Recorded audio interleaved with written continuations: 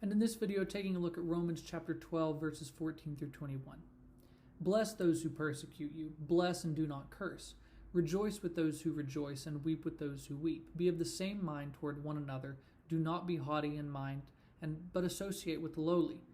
Do not be wise in your own estimation. Never pay back evil for evil to anyone. Respect what is right in the sight of all men.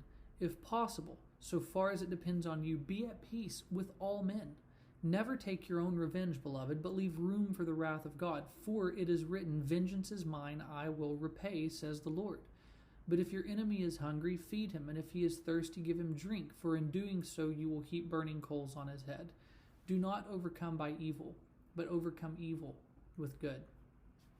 Now in this section, Paul continues explaining what it looks like to live sacrificially. The previous section might seem relatively easy to understand and follow through with. But this section is where Paul really raises the bar.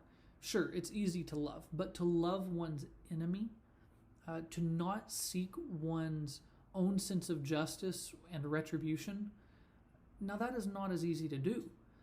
And yet that is exactly what God himself has done by offering up Christ as a sacrifice for his enemies, so that the enmity between them could be overcome and they could be reconciled.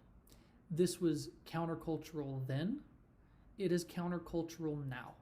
And perhaps one of Christianity's defining characteristics is that this simple teaching of sacrificial love, of loving above all, has always gone against the grain. It is not that evil or injustice in the world is overlooked. Remember that in the end, God judges everything. We hear this saying a lot today, well, only God can judge me. Yes, he can, and he will.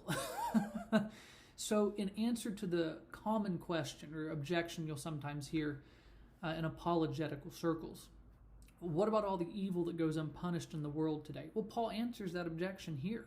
Leave room for God's wrath. It will be punished. Maybe not now, maybe not in your timing, but God's vengeance is greater than any vengeance we could take. And Paul instructs his readers to acknowledge that here.